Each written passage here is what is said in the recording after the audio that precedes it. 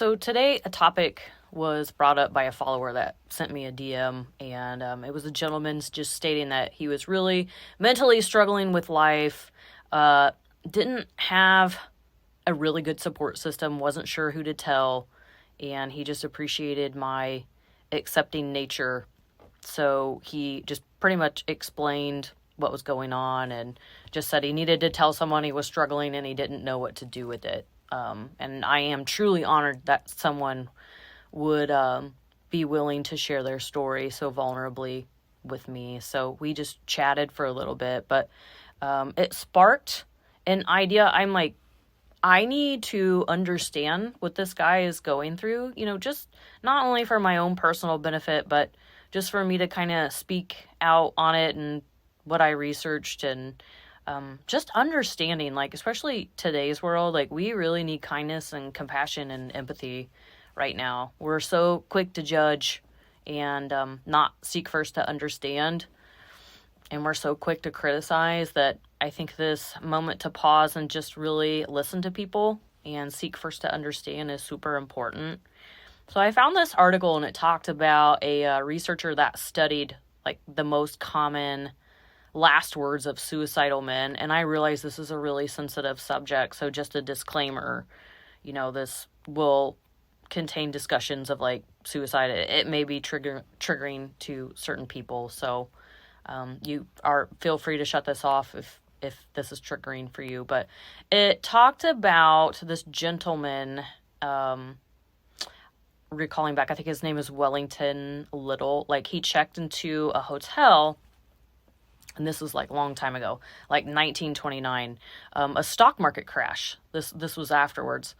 And his last four, like, he had absolutely no money left.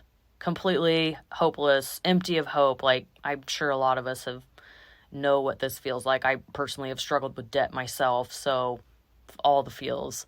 But before he put like the gun to his head, he took out a pen and he left a note, and it said, my body should go to science, my soul should go to, like the treasury, so like give to the state, and sympathy to my creditors.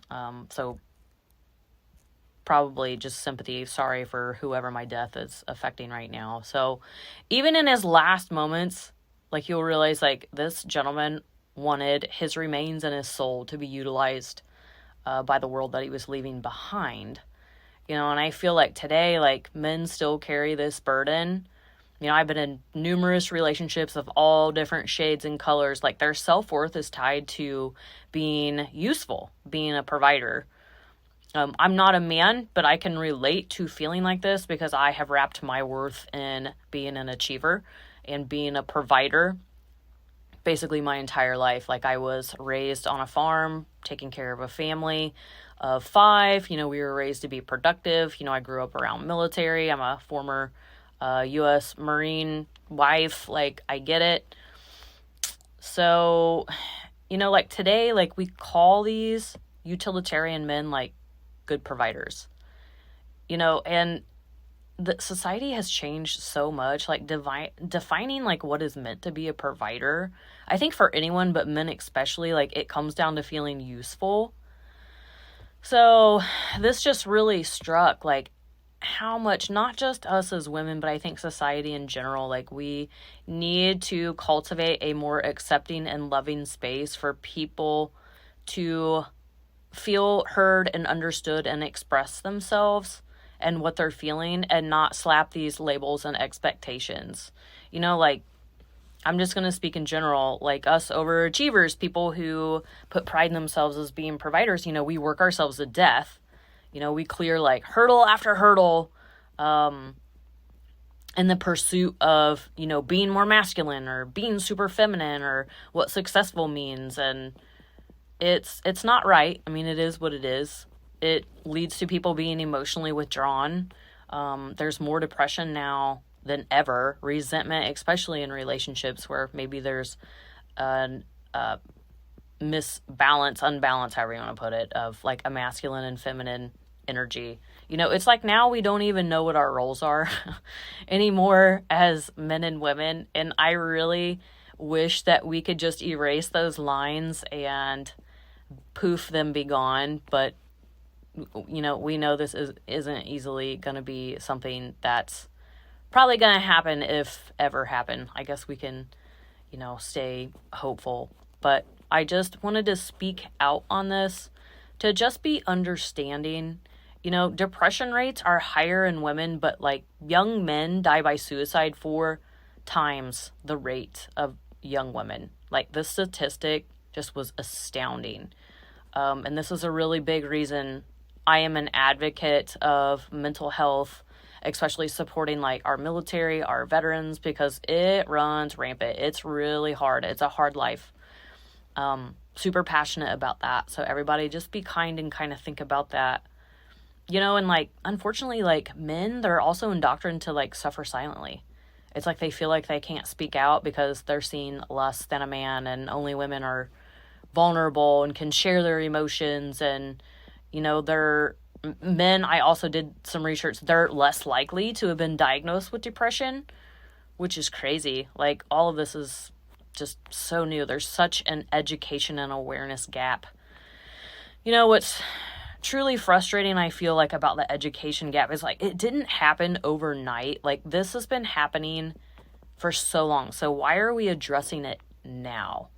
I mean, I'm glad it's being like addressed just in general. And here is another crazy like statistic. Households in which the wife was the breadwinner, they were 50% more likely to end in divorce. And husbands who made less than wives were more likely to cheat. I was like, wow. I had no idea. It was super eye-opening for me. I'm not one that's like a hardcore feminist. I don't scold anyone, especially men, for saying that, oh, well, you're just not evolving fast enough, like, with the world, like, just deal with it.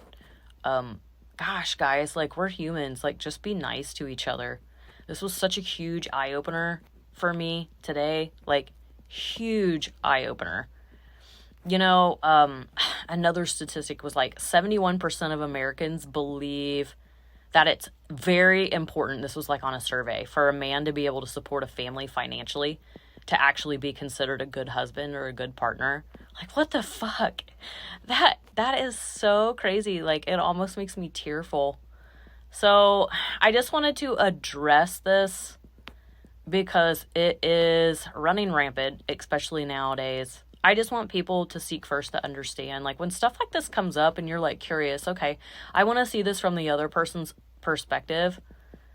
Like, do your research, guys. Like, do your own life admin. Like, have some self-initiative.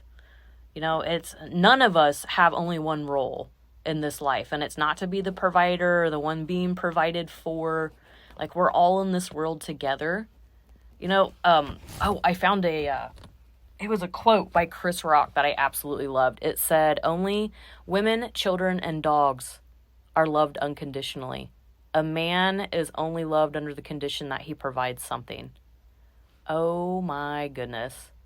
Like, such heaviness, but such realism here in this statement. Like, I couldn't believe it. Absolutely couldn't believe it. So I guess the point of this is to just, no matter what it is, instead of criticizing someone, like, be someone of value to lend a listening ear and be understanding of where people are coming from. Like, we're all humans in this world with human emotions going through similar things. And I feel if we would seek first to understand before judging or pointing fingers or, letting our past trauma and, like, how they say hurt people. Like, don't be that person. So, like, be the change you wish to see in this world. Like, we can do better.